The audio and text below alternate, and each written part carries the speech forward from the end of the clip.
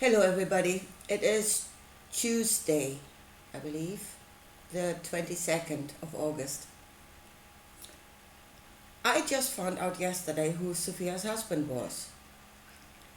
And all of a sudden, it is really, you need to know what it is they're talking about to understand what this kind of reasoning is actually saying. And we're going into the more Gnostic thinking. But it is a foundation. Gnostic Christians were a foundation of what is happening now. But we do no longer understand their thinking, their vision of what heaven was, which is in the end a knowledge of ourselves.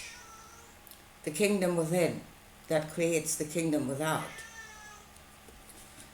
So we keep hearing about Sophia, and that Sophia created Yaldabaoth, which is an abomination. And she created without her husband, and for the longest time, I've actually never known what her husband actually was. I know she was wisdom and foresight, but I didn't know what her husband was. So apparently, in the Gnostic thinking, and all the eons are in pairs. They're all male and female couples. So her husband was Theletos, also described as Christus or the Christ. There. That's where the Christ comes from. So she is wisdom, and he is actually desire. He is desire. He is that which wants, which has desires, that he brings to the female, and the female gives. And they two operate in two completely different views of reality.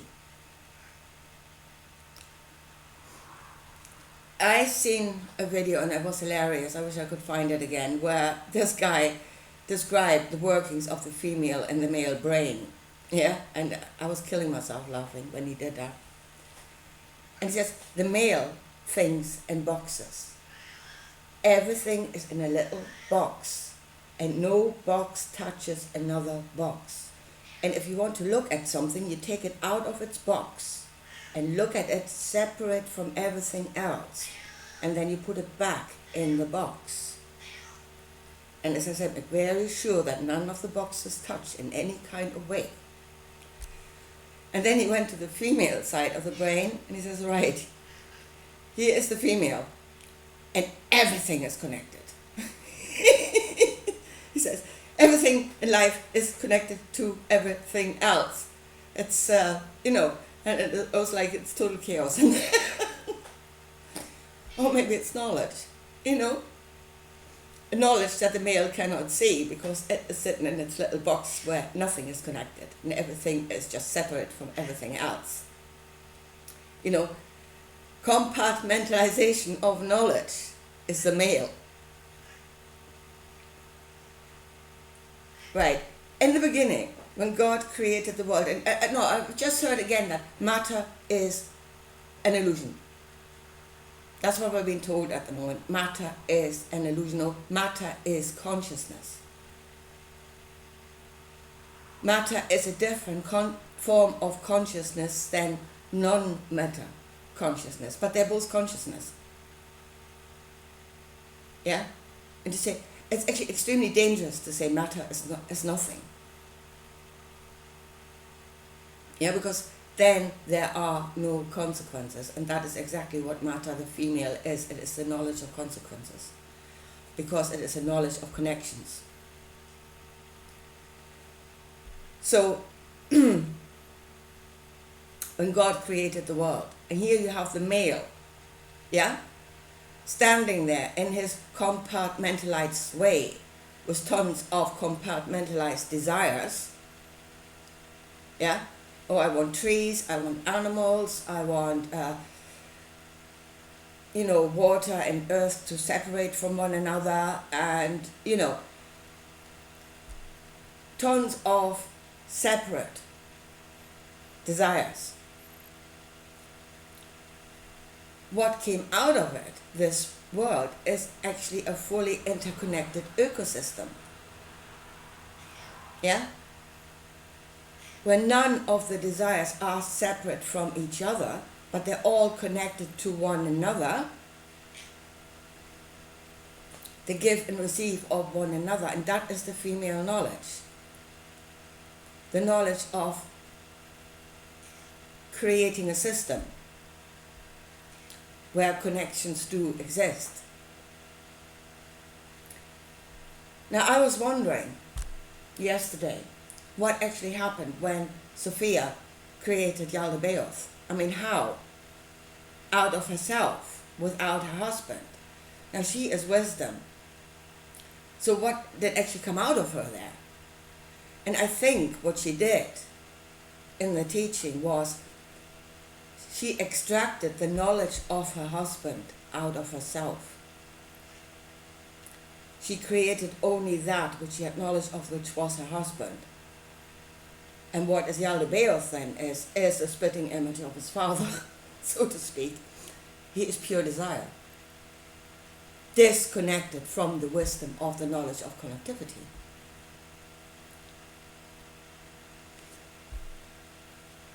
So basically she showed her husband himself, his own image. Don't think he saw it.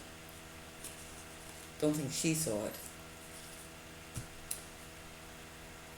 Anyway, so if we come now to the world we live in, and again, coming out of the teaching of Jesus, yeah?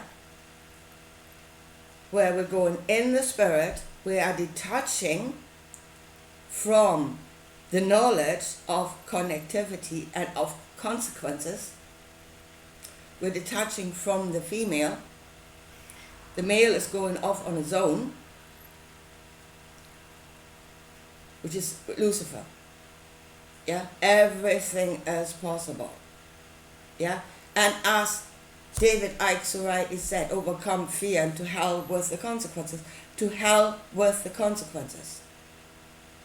And that is exactly what those that are trying to get out of matter are trying to escape. They are trying to escape consequences. Because in matter there are consequences. And that's what they're trying. They want to have it all. Anything is possible, any desire. And to hell with the consequences. That means you need to get out of that matter. Because as long as you are in the female, attached to the female, in matter, there will be consequences. And that's exactly what they're running away from. I'm getting out of here. No, you're actually being driven by fear. If you were look into yourself and be honest with yourself, you are running away from consequences. The fear of consequences is driving you. The greatest consequence, obviously, being death. Death is the greatest consequence of getting life wrong. We are escaping death by escaping life. Why don't you try to live in life and know the consequences, work with them, or try to have consequences that do not kill you, and achieve life that way? Male and female together, desire and the wisdom, the knowledge of connectivity together, and then try to stay alive in the body.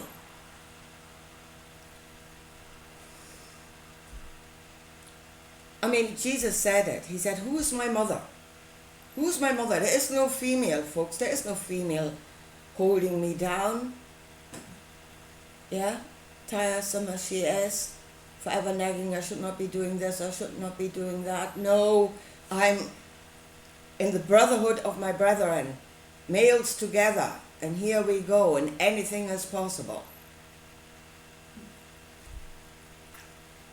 Well, he was still in the body when he was resurrected.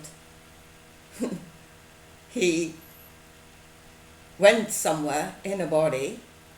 Now, unless he is floating bodily in space, he may have gone to another physical outcome. So maybe, what this is actually teaching you, the New Testament, is there is no escape from the consequences. You can't get away from the consequences.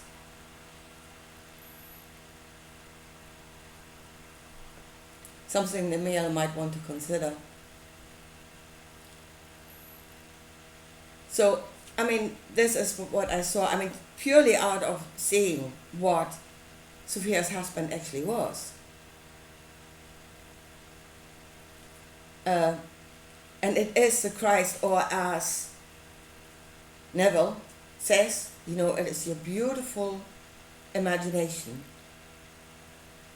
Possibilities are endless. Wish and it will be given. Completely have your desire completely separated in a little box, detached from everything else, and just do it. Doesn't work in this world. In this world there are consequences. The female will teach you the consequences. It shows you yourself. It shows you the action, the consequence of your desire. Then go, Miss David Icke, you know, I am all. I am all. I don't need to learn anything. I know it all. Again, there's the male. I know it all. I am infinite awareness. I'm aware of everything. And to hell with the consequences. I do not need to be taught consequences. I can just do, because I am God.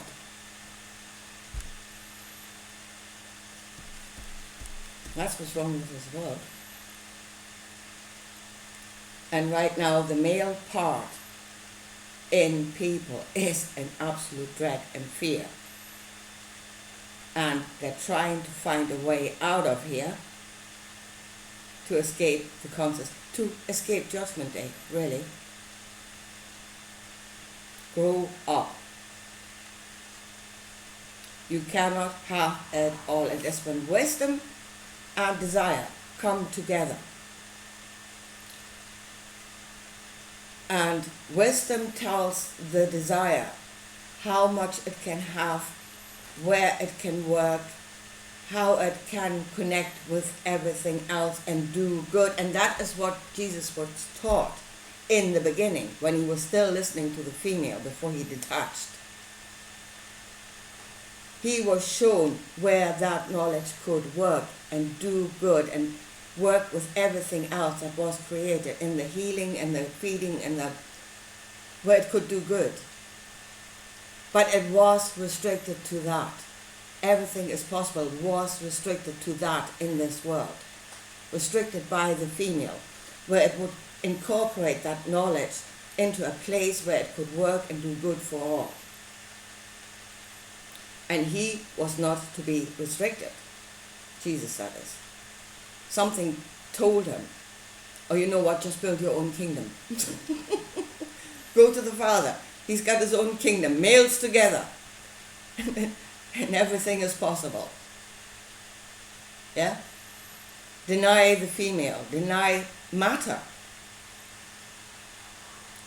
Yeah? John St. Julian saying, here you are disconnected. There you full on connected. No, it's the other way around. Here you are in the knowledge of connections. That is what is restricting you. Matter is the knowledge of connections. That is what is restricting you. And if you work within the connections, you would know them. Because you stretch out, you can make those connections with others, with nature, with everything around you. You can know it on a higher level than just when it bites you in the arse, yeah, physically. You can learn the connections here on a higher level. This is where the knowledge of connections is, not out there. Out there is pure desire, detached from everything else, and it has no form. That God has no form. But then, yeah, to hell with the consequences. The consequences are hell. This world is hell. The fact that there are consequences is hell to the male. Yeah, grow up, darlings, please, grow up. Anyway, I leave it at that for today. I hope it helped in some way.